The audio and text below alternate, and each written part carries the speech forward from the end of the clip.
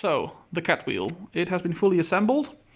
I just need to do some minor tweaks and do a lot of finishing on it.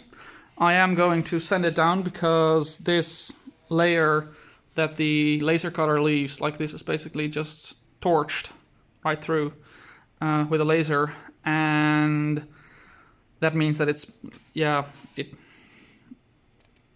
leaves a little bit of like char on it, which I don't like that.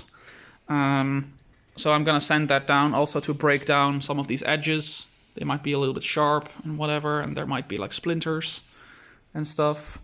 Also, there's like random drips of wood glue that I need to remove, which will probably all come off with just normal sanding.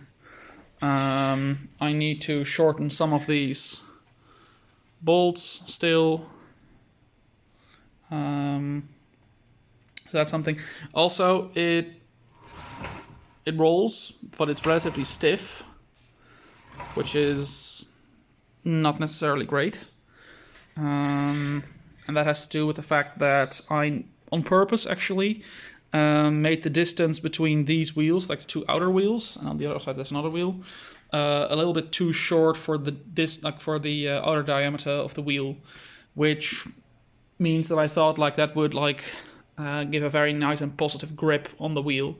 But as it turns out, that also means that the wheel gets bent inward a little bit, and when you then rotate it, it means that you are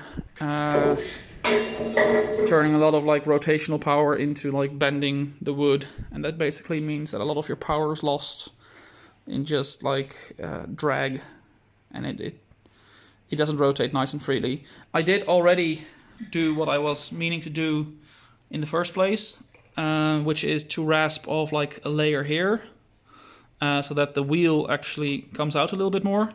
And on the other side I did the same, but a little bit less aggressive. So I need to still remove quite a bit of material from here, which probably literally is 5 minutes of work. And another thing that I noticed is that this joint over here is not properly located. That should be not in this location, basically. So what I'm gonna do is add an extra layer on top that moves over these two bolts over here and on the other side as well, so that there's 5 layers over there, so that it becomes less wobbly, because as you can see it's a little bit wobbly now, which ideally I would not have that.